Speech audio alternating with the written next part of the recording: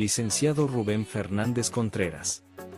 Egresado de la Universidad Autónoma del Estado de México. En el año 2008, laboró como auxiliar proyectista en el área jurídica de la Contraloría del Ayuntamiento de Amecameca.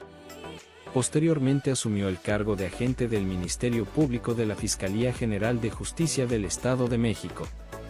De igual forma se desempeñó como juez cívico en el municipio de Tlalmanalco. Impartió clases en la Universidad de España y México. Abogado postulante y actualmente encargado del área jurídica en materia penal del despacho Ascar Camacho Ramírez y Asociados. Además de diversos cursos en proceso penal acusatorio y litigación avanzada. Es un placer recibirle en este su espacio, navegando por el mar del conocimiento. Sean todos bienvenidos. Hola, ¿qué tal, querido teleauditorio? Muy buenas noches, ¿cómo están? Muchísimas gracias por acompañarnos como cada jueves en este su programa Navegando por el Mar del Conocimiento. Gracias a Dios y a ustedes por hacerlo posible, por hacerlo crecer. Tenemos a un experto en el tema, un gran abogado, un querido amigo, tocayo además. Tocayo, dicho sea de paso, viene del náhuatl tocayotl, que significa sinónimo. Es un término que utilizamos mucho en el español mexicano, pero no conocemos su origen. ¿Sale? Ahora sí que ya sabemos por qué se denomina tocayo a la persona que se llama como nosotros. Y pues bueno, el abogado Rubén Fernández nos va a hacer favor de platicarnos sobre las medidas cautelares en el nuevo sistema penal.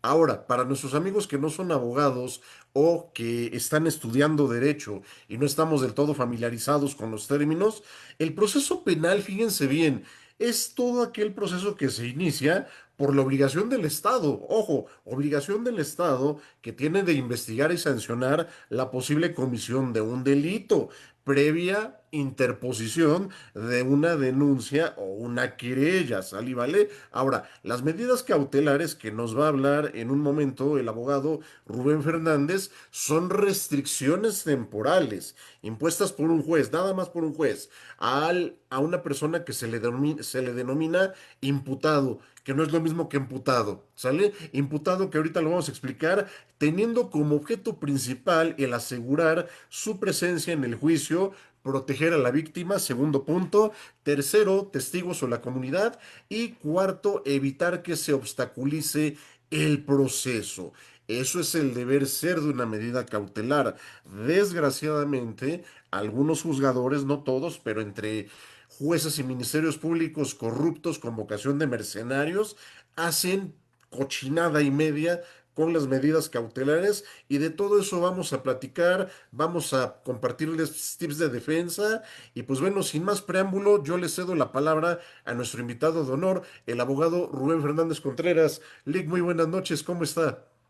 Muy buena noche, gracias por la presentación y todo, y muy bien, gracias a Dios, aquí estamos presentes. Qué bueno, me da mucho gusto, Lick. Pues bueno, ¿qué le puedo decir? Es obligación del Estado iniciar una investigación cuando se presenta una denuncia y una querella.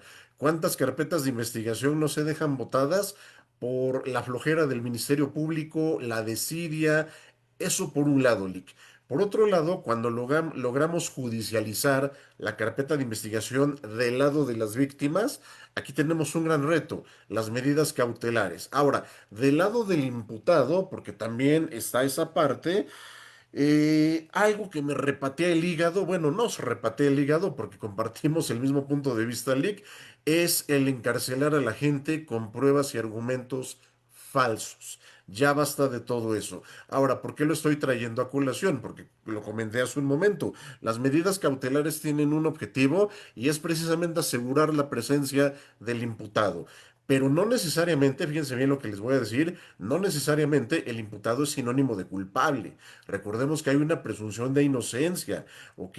Y si bien es cierto, el Código Nacional de Procedimientos Penales, entre otras medidas cautelares que ahorita el abogado Rubén Fernández nos va a hacer favor de explicar. Está, reitero, entre otras, la orden de aprehensión. Vamos a ver que no inmediatamente el juez se tiene que ir a la orden de aprehensión. Amigos aduaneros, esto es como el método de valoración, para darme a entender mejor con ustedes. ¿Sale? Saben perfectamente bien que la ley aduanera establece un paso uno, un paso dos, y así se tiene que seguir en orden sucesivo y por exclusión. Lo mismo acá con las medidas cautelares. ¿Sale? No se vale que el juez, a petición del Ministerio Público, luego emita una orden de aprehensión sobre pretexto de que no se presentó el imputado. Pero bueno, ya no me quiero comer el tiempo de nuestro invitado y pues Lick, por favor, ahora sí que muy agradecidos de que nos comparta su experiencia y conocimientos. Adelante, este es su espacio y su casa. Muchas gracias, maestro Rubén, y reitero el agradecimiento a todos los que nos escuchen y nos vean en este espacio que dignamente, bueno, nos han podido proporcionar. Efectivamente, es una cuestión muy importante las medidas cautelares dentro del proceso penal. ¿Por qué? Porque de ahí deriva toda la situación de cómo pueda llevar un proceso judicial una persona a la cual se le acusa un delito, se le imputa un delito. En este caso, las medidas cautelares únicamente son aplicables una vez judicializada una carpeta de investigación, no antes. El Ministerio Público no está facultado para imponer ninguna medida cautelar.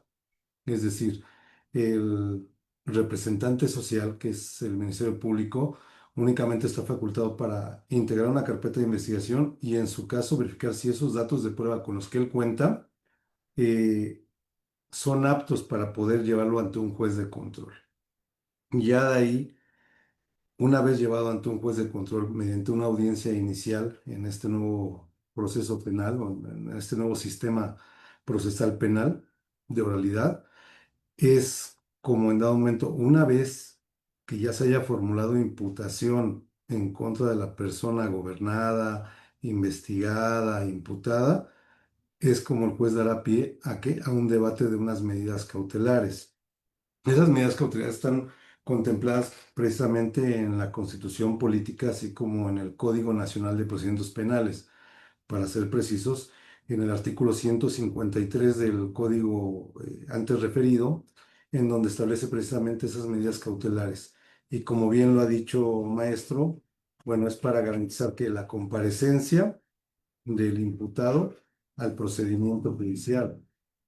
Otra, que también verificar que no se ponga en riesgo la integridad de la víctima, ofendidos o testigos en el proceso y por último, que no se ponga en peligro el desarrollo del propio procedimiento.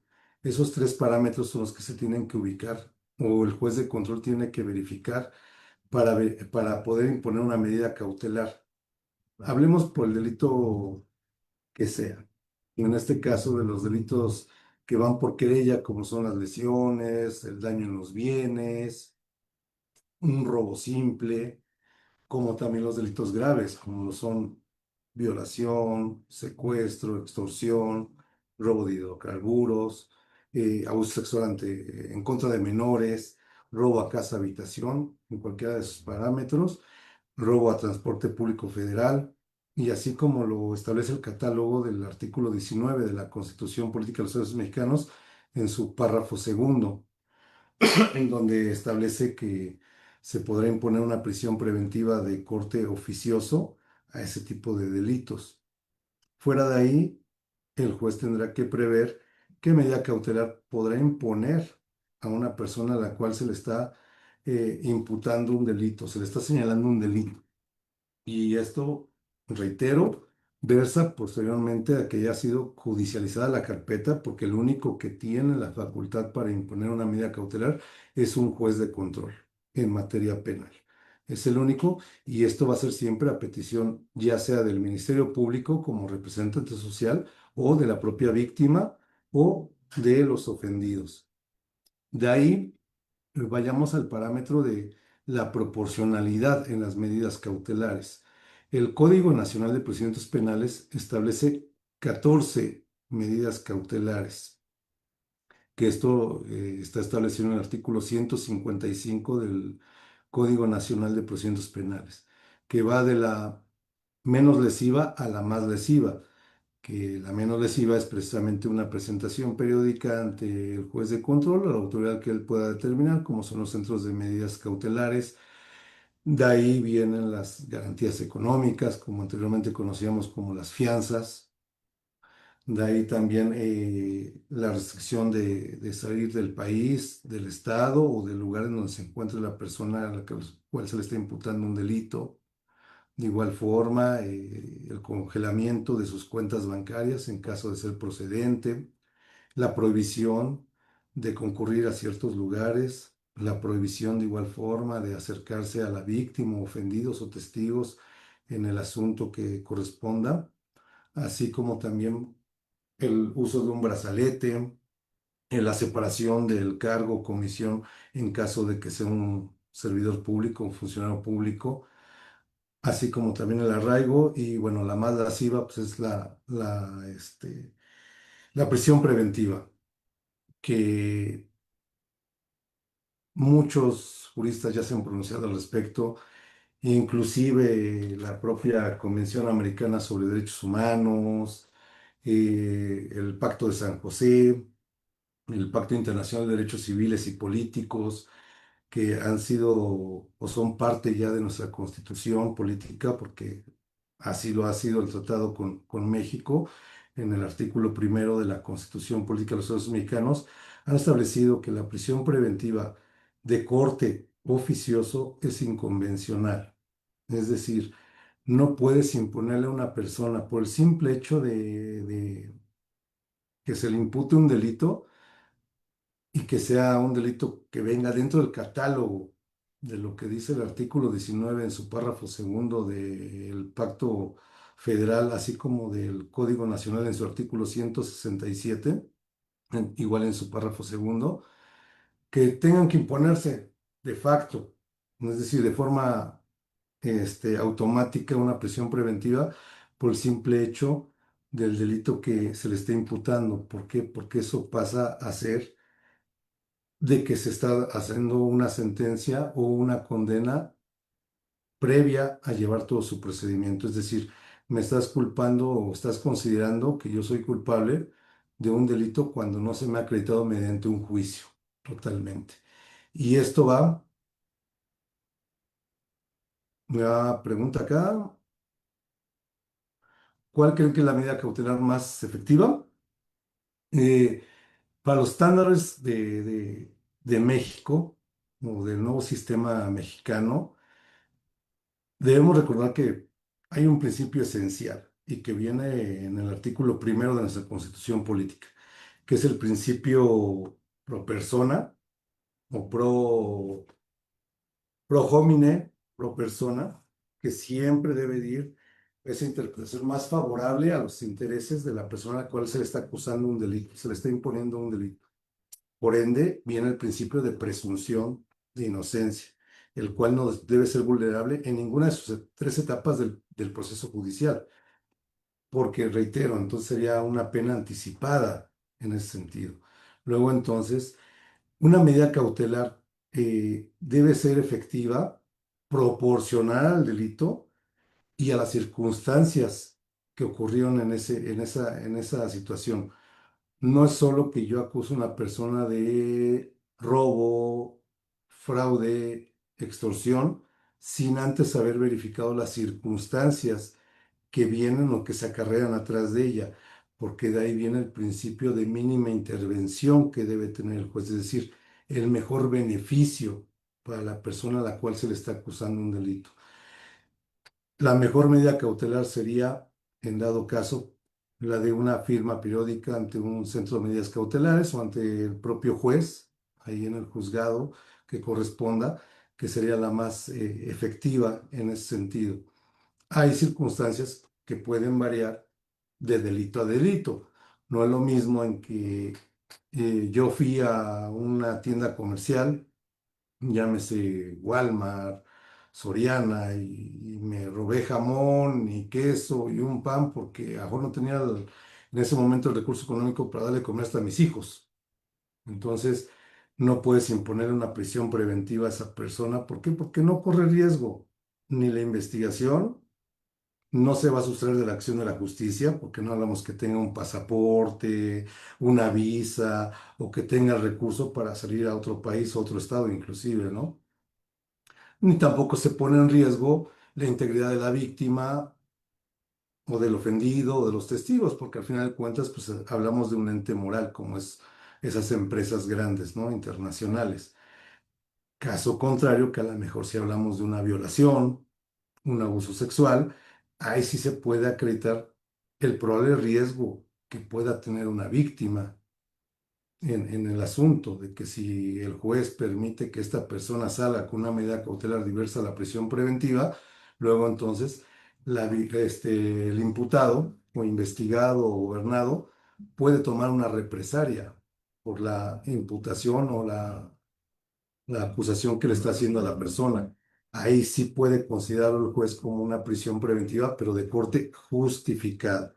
Reitero, ya la prisión preventiva de corte oficioso, ya las propias cortes internacionales y que ya son parte del Estado mexicano, las han decretado inconvencionales. Hay una inconvencionalidad, inclusive ya es inconstitucional, a pesar de que reitero, en nuestro artículo 19, en el párrafo segundo del Pacto Federal, nuestra Constitución, que es nuestra máxima ley aquí en México, establece ese catálogo de prisión preventiva oficiosa y que esto se basa en el artículo 167 del Código Nacional de Procedimientos Nacionales.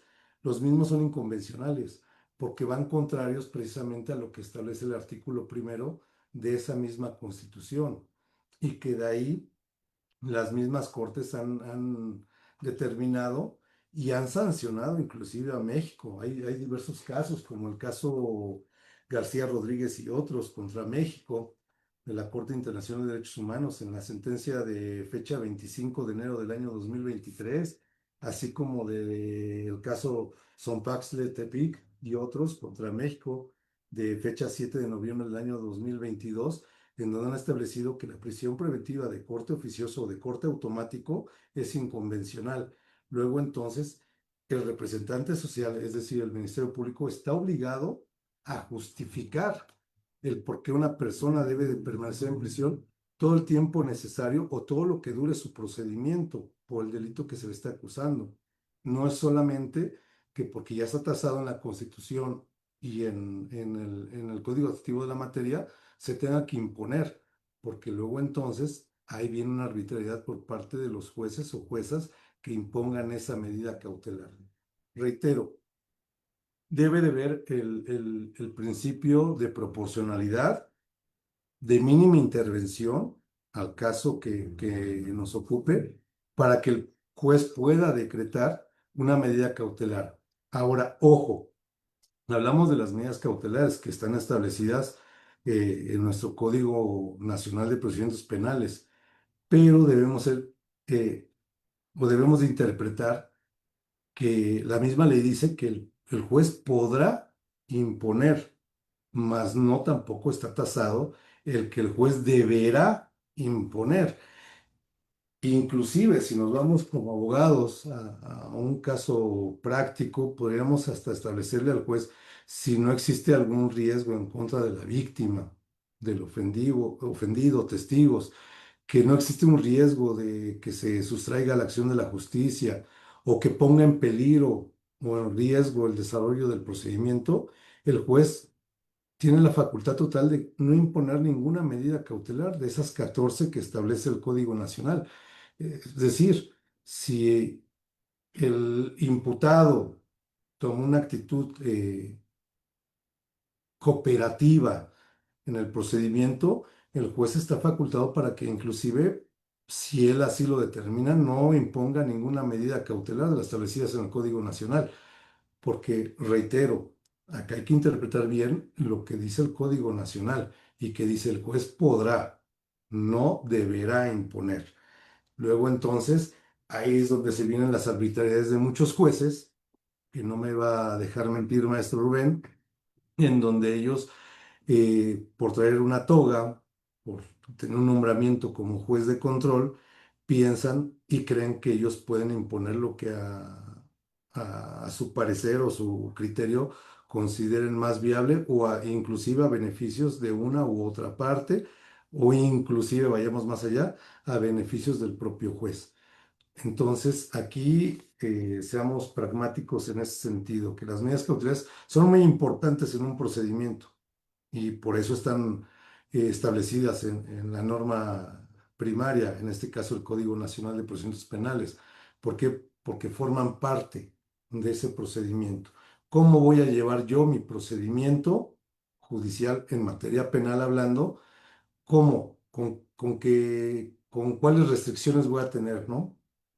Pero, reitero, la más lasciva pues, es una prisión preventiva de corte oficioso, la cual, reitero, ya la Corte, y hay jurisprudencias al respecto de la Corte, en donde también lo ha establecido y respetando los parámetros de las Cortes internacionales, que ya estamos a la par de la Constitución Política, precisamente por lo que he reiterado del artículo primero de la Constitución Política, el principio de pro persona, es decir, siempre debemos llevar el beneficio o el mejor beneficio para la persona a la cual se le está acusando un delito. Hasta aquí no sé si hay alguna duda o pregunta. Querido teleauditorio, estamos para servirles preguntas, dudas, en lo que se animan a preguntar. Fíjense que sí, desgraciadamente, como lo menciona el abogado Rubén, los jueces que por el hecho de tener la toga ya se sienten intocables. Ahora, es muy importante una situación, hacérsela saber. Es correcto lo que dice el abogado Rubén en el sentido de que la prisión preventiva oficiosa es inconvencional. ¿Qué quiere decir esto? Que atenta contra tratados internacionales. Ya él nos hizo favor de mencionar algunos y de hecho, lastimosamente, la Corte Interamericana de Derechos Humanos ha sancionado a México, sale por andar metiendo a la cárcel a las personas, violando el principio de presunción de inocencia, porque eso es lo que pasa con la prisión preventiva oficiosa. Y me atrevo a decir que incluso también con la justificada.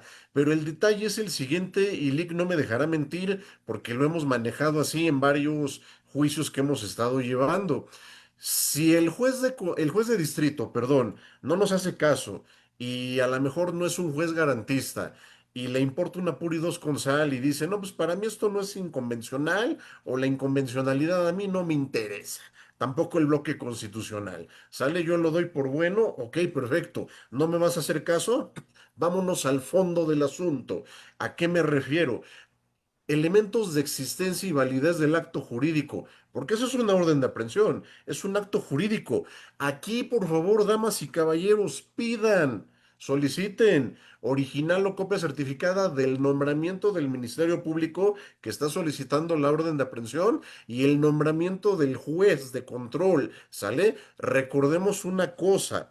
En el año 2025, si no me falla la memoria, el 1 de junio, México votó por los miembros de su poder judicial federal y local. Sale ahora. Me llama la atención que algunas entidades federativas como Guanajuato, que es la que me viene a la mente ahorita, salen con que siempre no, que ellas hasta el 2027. La primera pregunta es dónde queda el pacto federal y la segunda pregunta es con fundamento en qué.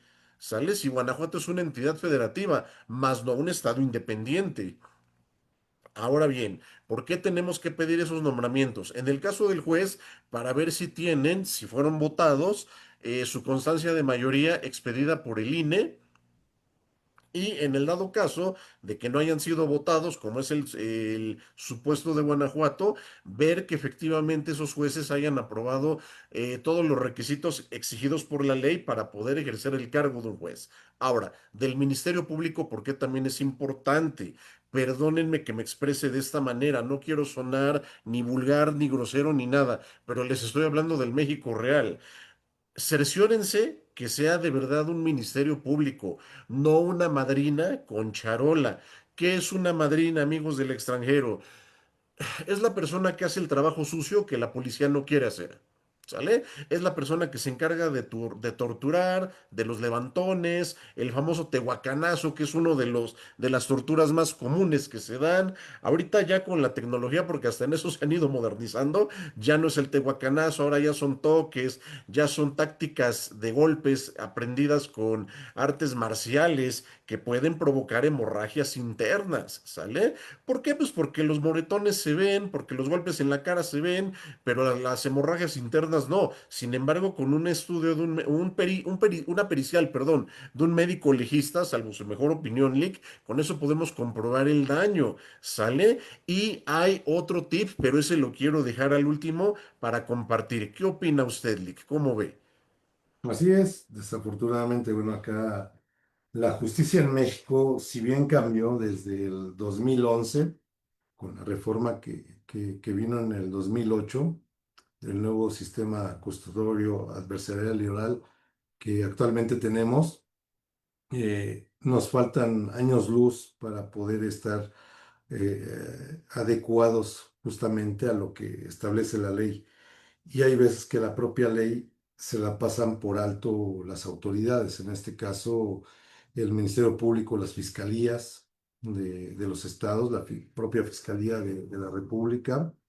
¿Por qué? Porque realmente no lo llevan a su totalidad cumplimiento.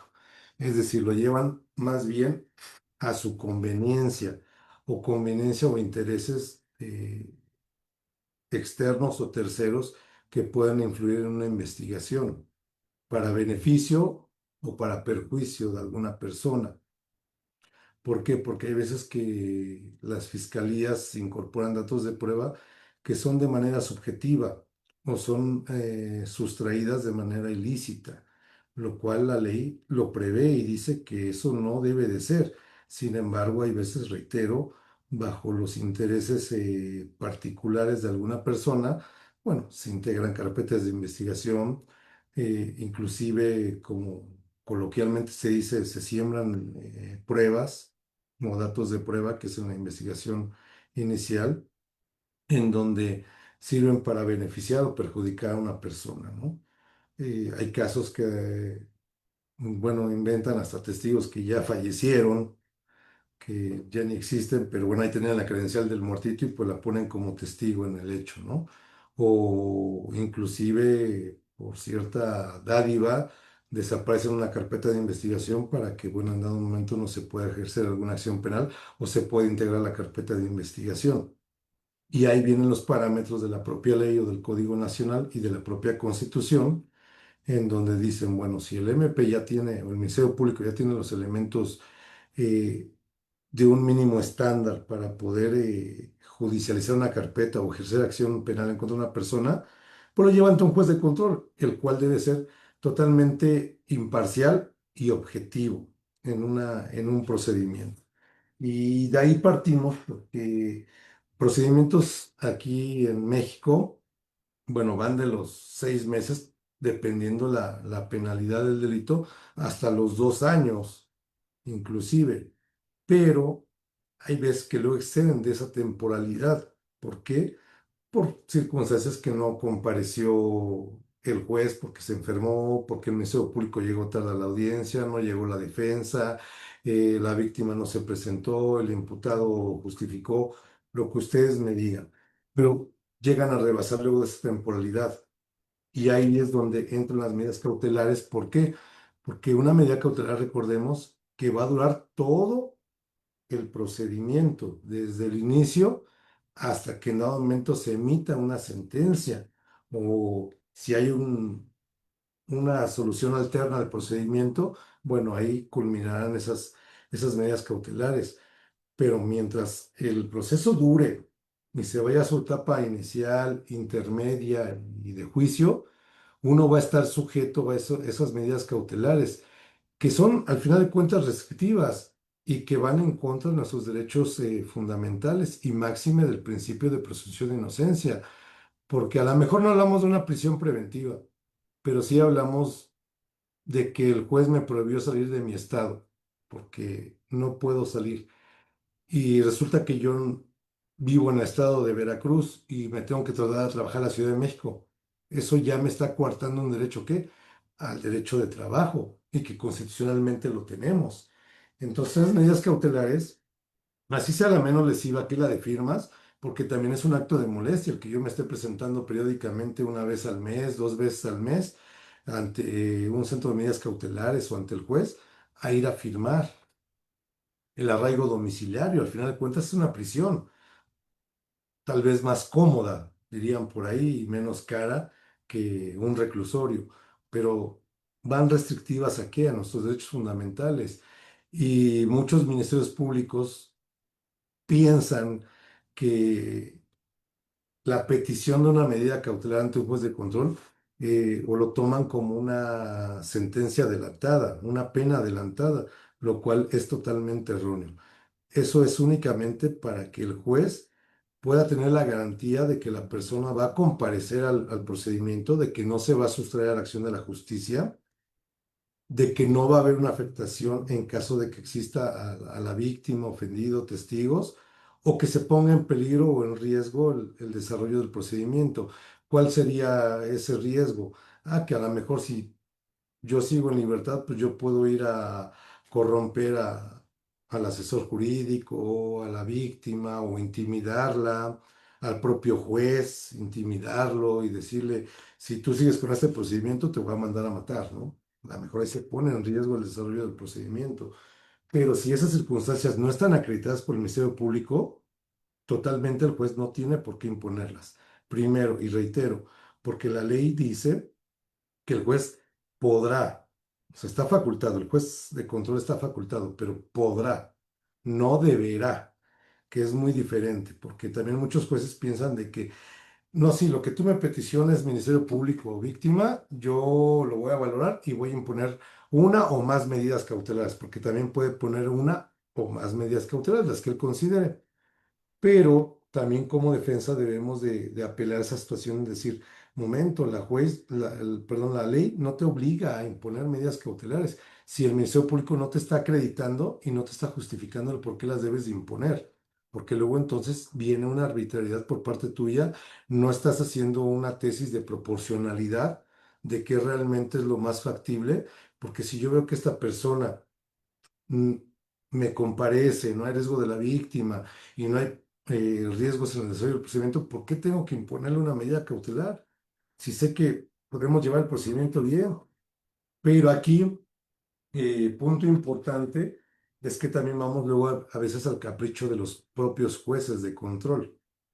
Los jueces de enjuiciamiento, bueno, ya toman el asunto al final, que es la parte medular, que es la etapa de juicio. Ellos siempre van a versar por la medida cautelar que te impuso el juez de control, el juez de origen, a menos que haya excepcionalidades que ellos puedan decir que tengan que modificarse esa medida cautelar. Pero aquí los que te van a imponer la medida cautelar, reitero, por todo el tiempo que dure el procedimiento es el juez de control, pero va muchas veces a capricho del juez. ¿Por qué? Porque también este nuevo sistema penal que tenemos actualmente en México contempla ya mucha tecnología en las propias audiencias, que una audiencia se puede llevar de manera remota entre una videoconferencia, porque así lo establece el propio Código Nacional de Procedimientos Penales, en caso de ser procedente por distancia, por tiempos, inclusive hasta por comodidad, si lo queremos ver así, y otras de manera presencial. Pero no te establece, la misma ley no te establece cuándo sí y cuándo no. Luego de ahí es que muchos jueces a capricho dicen, yo te quiero de manera presencial y ese es mi mandato judicial. No tengo sistema, mi poder judicial del estado de Monterrey no tiene la infraestructura para poder hacer una videoconferencia. Digo, actualmente, y tan así que estamos conectados ahorita, existen miles de formas de conectarse de manera virtual, a distancia, y de llevar procedimientos judiciales, lo cual dista mucho de jueces que, reitero, a capricho dicen, yo te quiero de manera presencial. ¿Por qué? porque de ahí te dan a pensar que la medida cautelar que te van a imponer es que te quedes en el reclusorio que ellos están ahí establecidos o en la jurisdicción que ellos están establecidos. Porque caso contrario, si yo llevo una audiencia de manera remota y tú me impones una medida cautelar de prisión preventiva de corte justificado, ¿cómo la vas a hacer cumplir? Luego es ahí donde se contraponen mucho esas medidas cautelares con las determinaciones de los propios jueces, que reitero, luego son caprichosas, valga la redundancia, de que yo quiero que tú comparezcas aquí y a lo mejor sí tengo los recursos o los mecanismos tecnológicos para poderlo hacer de manera remota, pero porque yo digo que tienes que estar aquí, es porque es mi determinación, mi decisión, y no puedes hacer más al respecto. Que claro, de ahí vienen recursos diversos, apelaciones, el propio juicio de amparo y los recursos que establece el propio Código Nacional de Procedimientos Penales, como es el de revocación. Pero recordemos que tener el recurso de revocación, un juez jamás se va a poner la soga al cuello, es decir, no te va a decir en una audiencia, sabes que ya hice una determinación, me haces el recurso de revocación, y que sí la regué, discúlpame, y en esta misma audiencia voy contrario a mi determinación. Muy difícilmente, digo yo, en la experiencia que he tenido, nunca un juez de control eh, ha revocado su determinación. ¿Por qué? Porque queda en evidencia que cometió un error, que estuvo mal en su determinación y que por ende, pues no puede cambiarla, porque entonces va a quedar mal ante las partes jurídicas que están interviniendo en el procedimiento. Y No, y de ahí, aparte, permítame compartirle a usted y al teleauditorio, Lick. Fíjese que en un juicio de amparo encontró una jurisprudencia en donde yo le comento al juez, por favor, retráctese de lo que dijo y deje sin efectos ese acuerdo. Igual, fue un caso similar donde el juez metió la pata y esto pudo habernos ahorrado un recurso de queja que se llevó meses. Pero como usted bien lo menciona, es un golpe terrible al ego de los jueces prepotentes, porque por lo regular es el modus operandi de este tipo de juzgadores, y simple y llanamente no lo reconocen, lo cual es totalmente injusto. Ahora, recordemos que en nuestro sistema romano germánico, después de la ley, la jurisprudencia es la segunda fuente más importante. Ahora, entonces, si se establece en jurisprudencia, y miren qué contradicción, porque en varios juicios de amparo, los juzgados de distrito dicen que la jurisprudencia de los colegiados y de la Suprema Corte es obligatorio para ellos. E indubitablemente esta jurisprudencia que les comento era de un colegiado. Sin embargo, el juez de distrito decidió ignorarlo. Primer punto. Segundo punto, como bien lo menciona el propio Código Nacional de Procedimientos Penales establece el recurso de revocación que se puede llevar verbalmente allá en la audiencia, pero el juez simplemente dice no por no querer quedar mal, por no llamarle tonto, ¿sale, vale? O que se le hayan botado las cabras de tanto asunto. Digo, también puede ser, ¿no? Con tantos trabajos y asuntos que tienen, pero desafortunadamente no es el común denominador. El común denominador es, pues a capricho, no te doy las ligas de acceso, tienes que venir, y eso habla de las personas encargadas. Hay programas en YouTube como Voces Ausentes, por ejemplo, que ilustran casos reales muy tristes, donde varias personas son víctimas de esta telaraña tramposa de las autoridades. Hacen como que investigan, hacen como que están llevando a cabo su trabajo y pues tan no lo están haciendo que la persona que reportaron como desaparecida ya no está viva y eso no debe de ser así.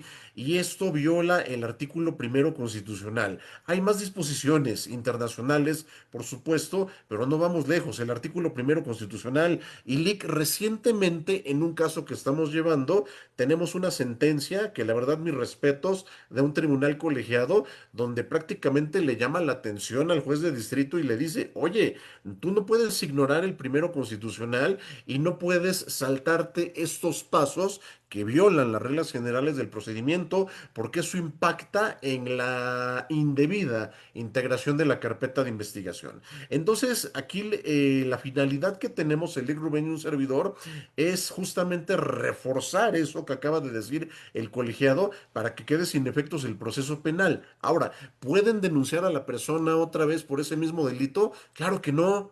Non bis in idem, el artículo 23 constitucional. Era lo que quería compartirle. Muchísimas gracias. No, sí, perfecto, y estoy totalmente de acuerdo y la propia Constitución así lo establece. Nadie puede ser juzgado dos veces por el mismo delito, ¿no?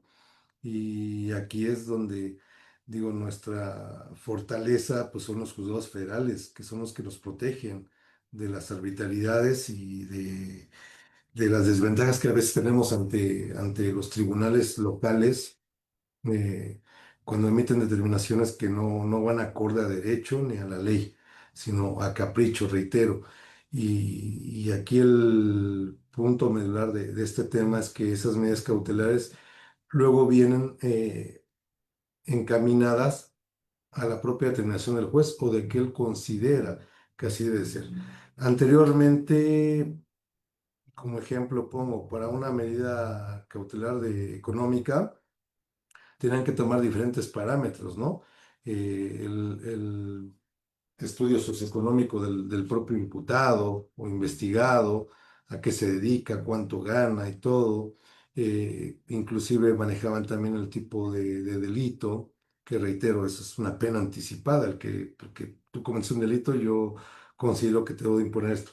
Pero ahora no, ahora es de forma libre. Entonces un juez te puede imponer desde un peso como garantía económica hasta 1 millón de pesos, porque la ley es permisible en ese sentido y no le pone un carácter o permisible de cuánto sí, cuánto no.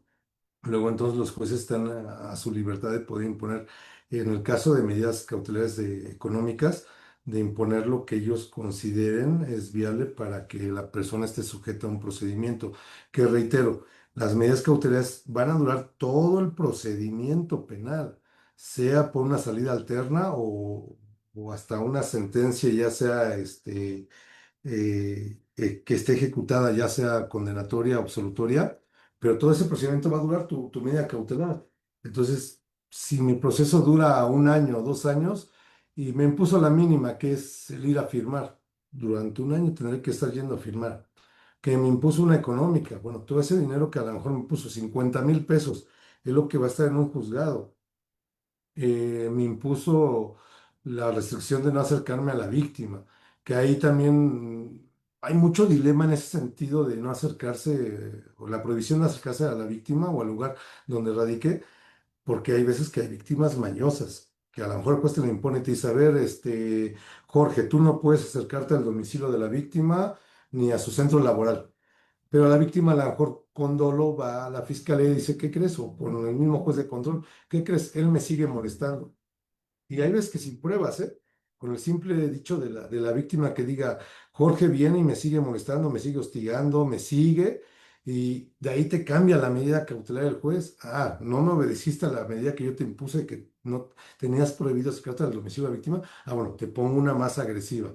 Y hay veces que se le ponen hasta las de la prisión preventiva justificada. Entonces, esas medidas cautelares sí.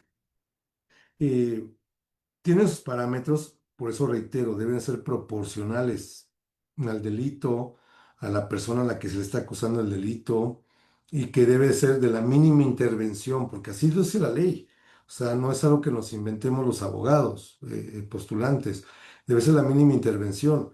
Pero para que tú impongas esa medida cautelar, debes de haber verificado todas las circunstancias que convergen y que envuelven esa circunstancia del delito. Y no es solamente a capricho del juez y decir, ah, no, si te quedas en prisión preventiva justificada porque fue un robo con violencia. Porque también reiteremos que hay veces que hay delitos que pues son fabricados, que hay veces que hay mucha gente en la cárcel detenida injustamente y que al final de cuentas llevan 2, 3 años en la cárcel para que después salgan con una condena absolutoria y les digan, pues disculpa, no eras tú el responsable y pues ya te puedes ir a tu casa, ¿no? Y no hay ni indemnización, no hay ni siquiera una disculpa pública, como cuando hay sentencias condenatorias donde sí tiene que haber una, una disculpa pública por parte de la persona sentenciada, ¿no? O culpable. Luego, entonces, la ley pues no es muy pareja en ese sentido. Entonces, muy importante que siempre, siempre en los asuntos penales se peleen ese apartado de las medidas cautelares. Muchos dicen que es de la audiencia inicial, es la parte segunda o tercera, dependiendo si la persona está detenida. Digo segunda o tercera porque puede ser si una persona está detenida, bueno, primero se tiene que verificar la legalidad de la detención, que es la parte principal o la parte número uno de la audiencia inicial. De ahí, si se califica de legal, pasamos a la parte segunda, que es la formulación de imputación. Y de ahí dice la ley que después de la formulación de imputación se puede debatir en cuanto a las medidas cautelares, que de ahí distan muchos jueces en que si desde ahí se tiene que argumentar sobre la medida cautelar o debatir sobre la medida cautelar, porque muchos lo dejan al final de la audiencia inicial, cuando ya se formuló la imputación, se le permitió declarar o guardar silencio al imputado, de ahí se le permite al Ministerio Público hacer sus argumentos vinculatorios a proceso, de ahí determinar el término constitucional en cual se va a determinar su situación jurídica del detenido, si es 72 horas o 144 horas, y ya el último de la audiencia es como ya se entra al debate de las medidas cautelares. Muchos jueces, reitero, dicen, yo me voy hasta el final y al final de la audiencia debatimos medidas cautelares. Otros jueces dicen, no, yo me apego a lo que dice la ley, lo que dice el artículo 153 al 167, que es después de formular imputación, entramos al debate de las medidas cautelares. Pero reitero, no es que las medidas cautelares sean tasadas en el Código Nacional de Procedimientos Penales, que es lo que nos rige actualmente a nivel república, porque muchos abogados o ministerios públicos piensan que forzosamente el juez te debe imponer una medida cautelar. Pero si tú como abogado demuestras, o más bien acreditas que no hay ningún elemento objetivo, no subjetivo, objetivo que diga, no existe ningún riesgo en este procedimiento. O sea, las víctimas pues, no tienen, es más, tiene más riesgo mi imputado de que lo manden a matar que esté afuera de la calle que esté dentro de un reclusorio. Entonces, ahí el juez puede considerar inclusive el no imponer ninguna medida cautelar de las 14 que establece el Código Nacional. El mismo juez puede decir, no te impongo ninguna medida cautelar, nada más sí cumple con las citaciones o los requerimientos que yo te haga, porque el día de mañana que tú me incumplas o que yo vea que hay una afectación o un peligro de sustraerse a la acción de la justicia, un peligro a la víctima, ofendido, testigos, o que pongas en riesgo el desarrollo del procedimiento, entonces sí te voy a imponer una o más medidas cautelares. Y que reitero, la más lesiva, pues es la prisión preventiva, que debe ser de corte ya justificado. Es decir, el Ministerio Público ya debe de justificar actualmente el por qué una persona debe estar dentro de un reclusorio, por qué debe haber su procedimiento dentro de un reclusorio. Porque si no la justifica, entonces se vuelve inconvencional. A pesar de que, reitero, nuestro pacto federal, que es nuestra máxima ley aquí en México, lo establece en el artículo 19 en su párrafo segundo y que se robustece con lo que dice el artículo 167 del Código Nacional de Procedimientos Penales, son inconvencionales. Ya no podemos de forma automática, o más bien los jueces, de forma automática imponer una medida cautelar de prisión preventiva si esta no está justificada, porque entonces vulnera el principio de pro persona y el principio de presunción de inocencia, que también constitucionalmente está aparejado a esa circunstancia.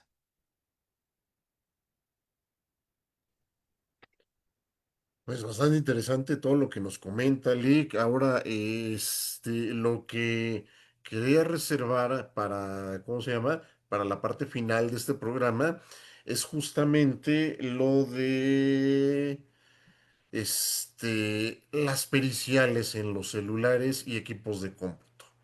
Toda prueba falsa tiene que iniciar sí o sí a través de un medio de comunicación. Las órdenes verbales se llegan a olvidar. Las anotaciones ya no son muy comunes en razón de la tecnología. A veces nos da flojera ya escribir en papel. De hecho, la tecnología nos ha hecho tan comodinos, lo cual digo con todo respeto, que escribir a mano ya nos duele el puño de escribir a mano. ¿Sale? Cuando en la primaria pues estábamos más que acostumbrados, era algo ducho, hasta teníamos callos en los dedos por el lápiz, por la pluma, El pero manuscrito que nos enseñaban en la primaria. ándele, exacto. Ahora, que yo no fui, que quién sabe, que no es cierto, que lo estoy negando todo. Ok, vámonos a las periciales sobre los celulares y los equipos de cómputo. Es que ya borraron la conversación. Ojo, sobre todo en Telegram. En Telegram, aquí hago un pequeño paréntesis. No me van a dejar mentir los que tenemos Telegram. Miren, en WhatsApp yo puedo, supongamos que tengo una comunicación con el Rubén vía WhatsApp, ¿sale? Yo puedo borrar la conversación, pero la conversación queda borrada nada más para mí.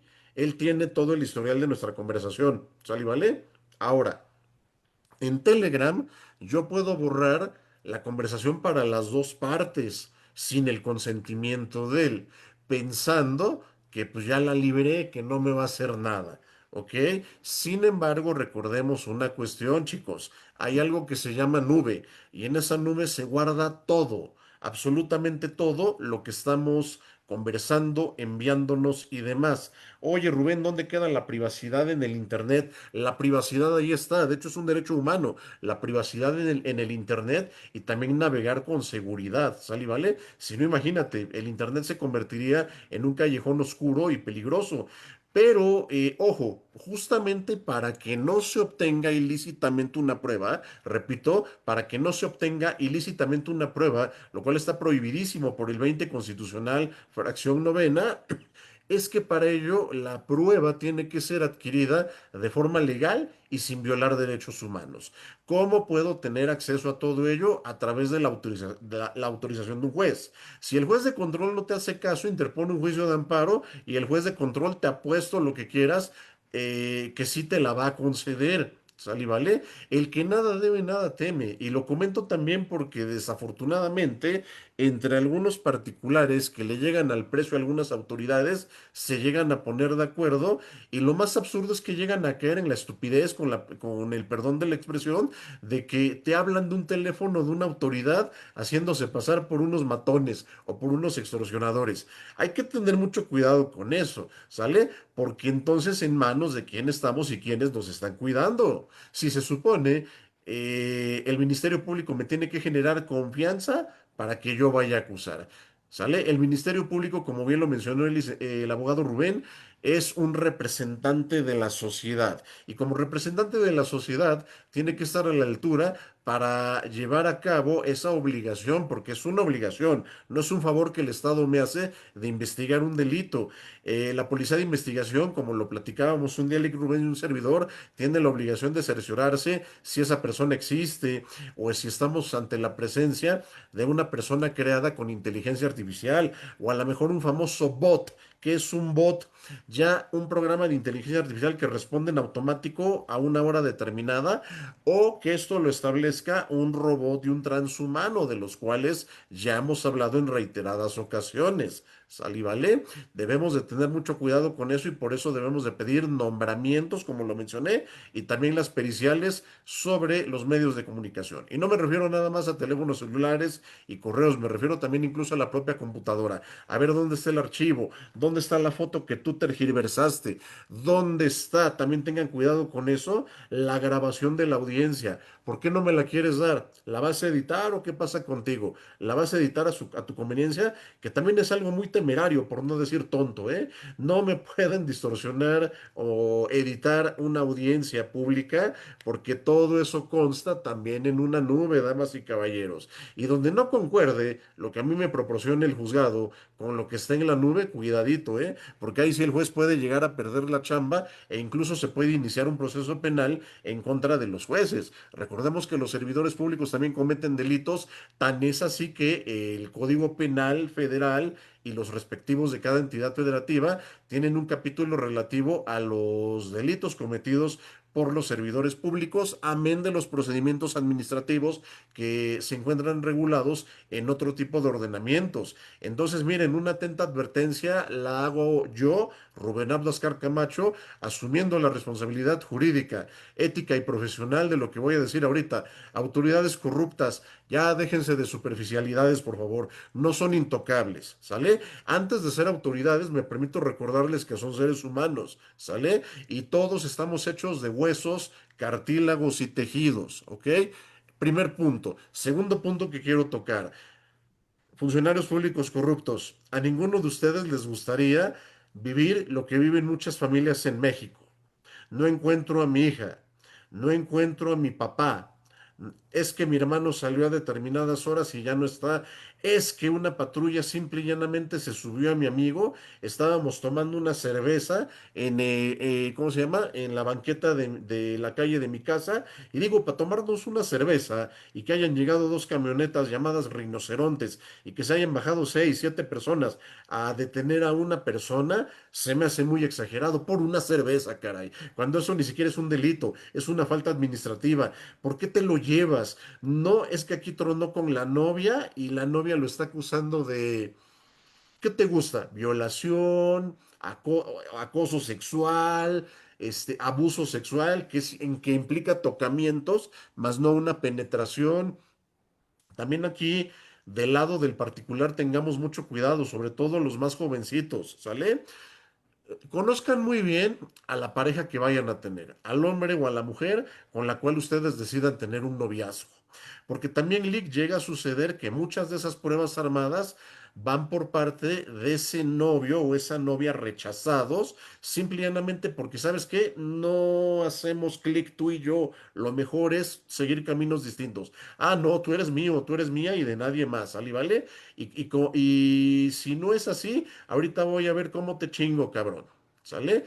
Y vienen desafortunadamente las represalias. No falta quien tenga un contacto en la fiscalía o en un juzgado de control, LIC, y vengan esas pruebas armadas. Ahora, me sorprende que en algunas alcaldías tengan detenidas a las personas arriba de 30 días. ¿Qué diantres tienen que estar haciendo ahí si en la Constitución establece que el Ministerio Público tiene que decidir su situación jurídica en el término máximo de 48 horas, el cual se puede duplicar en algunos supuestos? Lick, por favor, corríjame si estoy errado. ¿Es así? Delincuencia organizada, que en algún momento puede aumentar las horas de detención. Exacto. Ahora, ¿por qué 30 días? ¿Qué demonios está pasando ahí? ¿Y cuánto costó ese favorcito? No estén arriesgando la chamba. Miren, el mundial está a punto de terminar y el mundial nos dejó cosas muy bonitas aquí en México. Si se fijan, somos un país muy querido, somos un país muy respetado, somos excelentes anfitriones. Irán, que tuvo un mundial bastante tenso, por las situaciones que estaban viviendo con Estados Unidos, aquí lo recibimos con las puertas abiertas. Si no te dan ellos la visa de entrada, quédate aquí en México. Ve, juega y regrésate. ¿Sale, vale? Con Marruecos también los tratamos de una manera, también valga la cacofonía, que ya Marruecos se pronunció al respecto. El próximo mundial va a ser allá y ya garantizaron que México va a ser tratado como local. Oye, eso está bastante bien, está para llenarnos de orgullo. La fiesta, el estar cotorreando entre compatriotas y con los extranjeros. ¿Por qué no nos unimos, así como nos unimos para la fiesta, lo cual es bastante bueno y me da mucho gusto? ¿Por qué no unirnos para que se haga justicia? Y va más allá de un bloqueo de calles. Yo entiendo perfectamente la frustración y el coraje, ¿sale? Yo lo entiendo perfecto. Pero miren, desafortunadamente luego esos bloqueos de calles terminan en actos de violencia por las personas que necesitan pasar para llegar a trabajar o para llegar al hospital. Pónganse también en los lugares de esa persona. Voy a ver a un familiar que está grave en el hospital. Por piedad, déjame pasar. Así llegan a expresarse. No, nadie pasa porque aquí no se ha encontrado a mi hija. Yo entiendo perfectamente la frustración de cada cual, entiendo el dolor, pero para eso existe el derecho. Ya lo hemos definido en reiteradas ocasiones. El derecho es una ciencia social compuesta por un conjunto de normas jurídicas encaminadas a regular la conducta externa del individuo para garantizar un sano desarrollo individual y con ello hacer lo propio para que haya un sano desarrollo colectivo. Es decir, la esencia del derecho es entender que mis derechos propios terminan cuando inician los derechos de los demás, ¿sale? Y necesitamos aquí en México, y no me voy a cansar de decirlo, de incentivar la cultura jurídica para que la ley se respete. Ya basta de andar sobornando, porque va a ser una cadenita de nunca acabar. Ahora, también quiero ser enfático en una cosa. No creas que por darle dádivas a una autoridad ya tienes el asunto ganado, ¿eh? Aquí en México hay un dicho que, perdonen ustedes el improperio, cita lo siguiente: para un don siempre hay uno más chingón, ¿sale? Y si tú das dinero, tú no sabes si la contraparte pueda llegar a ofrecer más dinero o hasta una promesa de un puesto mejor. Oye, que yo tengo un compadre que si ahorita tú eres juez, él te puede hacer magistrado, nada más ahí échame la mano. Piénsenlo de verdad, autoridades, sector privado. Ahora, que no tengo dinero para una defensa penal. Lick no me dejará mentir, tenemos campañas para llevar asuntos gratuitos de personas que son encarceladas injustamente. Acérquense con nosotros. No se les va a cobrar absolutamente nada. ¿Sale? Lo que queremos es ayudarlos. ¿Por qué? Alguien tiene que hacerlo. Si queremos cambiar la situación actual del país, alguien tiene que hacerlo. ¿Sale, vale? Tenemos un país hermoso, tenemos un país maravilloso, que es admirado por los extranjeros, querido por los extranjeros. En el Mundial justamente un japonés mencionó: aquí en México los mangos se pudren porque sobran mangos. Allá en Japón comprar un mango es una millonada. Aquí en México tienen todo para ser potencia. Y cuando México decida despertar, el mundo no va a estar preparado para ello. O sea, analicen las palabras de ese japonés. Se me hace muy similar a lo que Napoleón Bonaparte dijo hace más de 200 años sobre China, al decir: aquí ya es un gigante dormido. Déjenlo dormir porque cuando despierte hará temblar al mundo.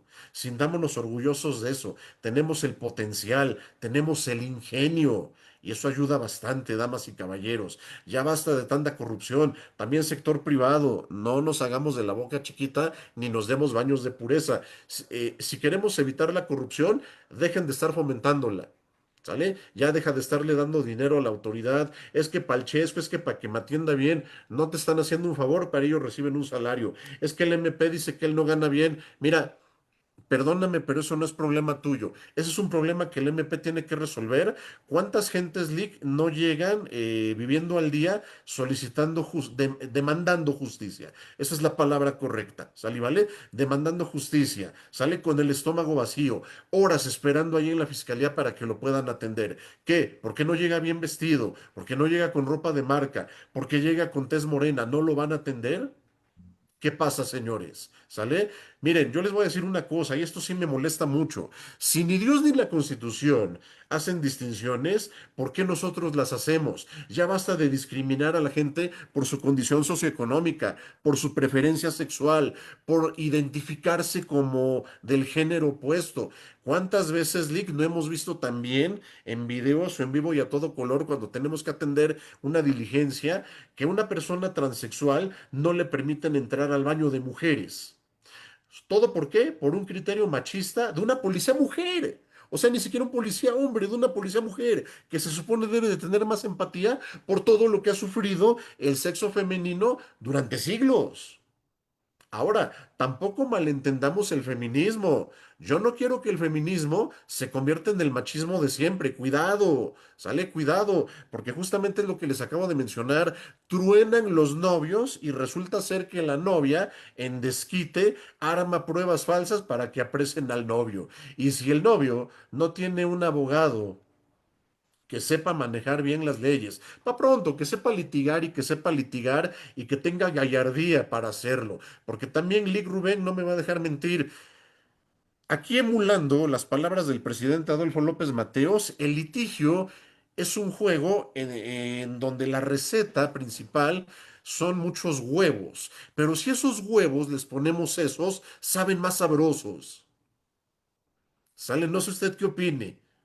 ¿Sí? Concuerdo. Sí, definitivamente. Y curiosamente, el presidente Adolfo López Mateos era abogado y fue abogado postulante antes de ser presidente. Y si lo dijo fue por una razón. Y los que nos dedicamos a litigar, créanme que esa frase la tenemos bien, bien presente. Y yo siempre le digo a mi equipo de trabajo, no me va a dejar mentir, Lick, se los digo siempre de buena fe, que nunca falten los huevos en el despacho. ¿Sale? Y aquí hay que agregarle también los sesos, porque le van a dar un sabor exquisito. ¿Sale? ¿En qué sentido? En que vas a tener paz y libertad para tu cliente, materializada en una sentencia. Así debe de ser. ¿Sale? Pues bueno, Lick, no sé si quiere agregar algo más. Si hay más preguntas, tenemos una felicitación por parte de Buenos Aires, Argentina, Lick, de la maestra Marcela Viviana Carol, quien nos hace favor de sintonizarnos desde Buenos Aires. Por cierto, queridos hermanos de Argentina, feliz Día de la Independencia, hoy 9 de julio. Es muy especial para ustedes. Bendiciones, ¿sale? ¿Vale? Saludos de Juan Luis González. Gracias, maestro, por sintonizarnos, por estar siempre presente. Y pues bueno, Lick Rubén, no sé si gusta agregar algo más. Por favor, reitero, esta es su casa y su espacio. Muchas gracias.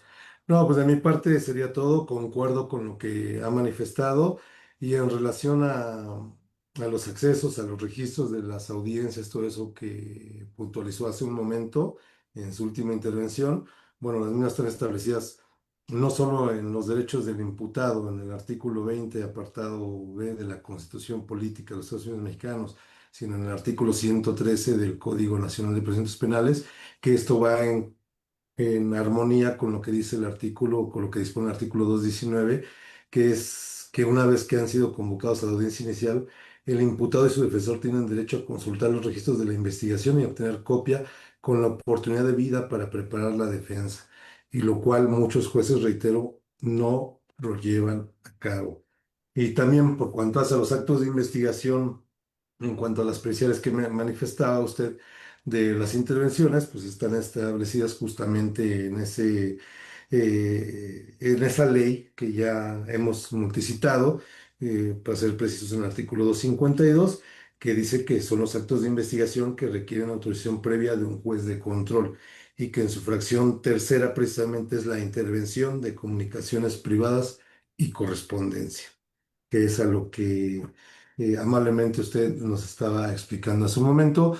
Y pues de mi parte espero pues haya sido nutrido esta conversación, esta plática que tuvimos hoy, muy amena. Es un gusto compartir estos espacios con usted, maestro, y con el teleauditorio que nos acompaña.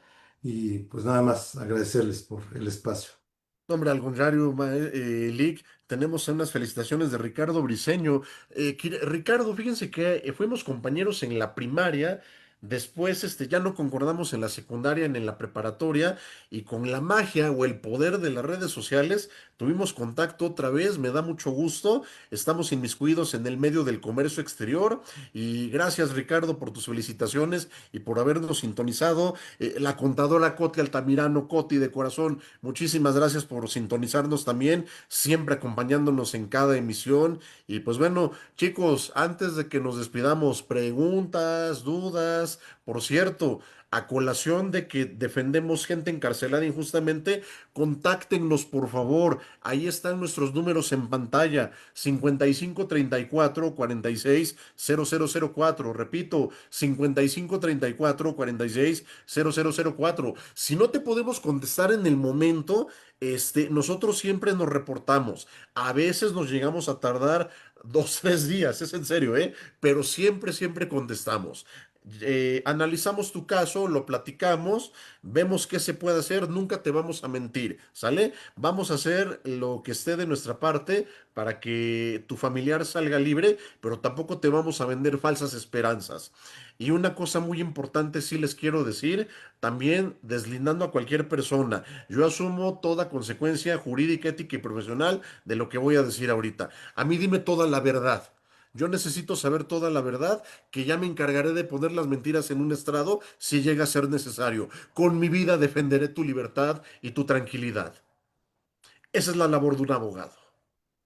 Recordando las palabras del presidente Adolfo López Mateos. Ya me estoy dando a entender mejor, ¿verdad, chicos? Ok. Bueno, pues, Lick, definitivamente una charla sumamente interesante. Hizo falta, en su caso, el cafecito, en mi caso, el chocolatito, porque yo no bebo café. Este, y ya al final las fichitas de dominó y escuchar a Javier Solís, ya para cerrar esta noche de jueves, cuál debe de ser, ¿verdad? Así, Broche de oro. para el desestrés del litigio. Muy Así. bien, pues bueno, Lick Rubén, de corazón sumamente agradecido, muy honrado de que forme No, el parte. agradecimiento es mío por permitirme ese espacio. No, hombre, de que le decía que es muy gratificante para nosotros que forme parte de nuestro despacho, de nuestro equipo de trabajo, en Entonces, donde todos nos llevamos como una familia, lo cual es una gran ventaja sobre otros despachos, porque no van a encontrar una sinergia igual. Asimismo, quiero agradecerle al ingeniero Juan Luis Rodea Becerra, quien siempre nos apoya con la transmisión en vivo y la grabación de este programa. Que tengan todos una excelente noche. Gracias, bendiciones, cuídense mucho. Excelente jueves. hasta mañana. Hasta luego, que estén bien.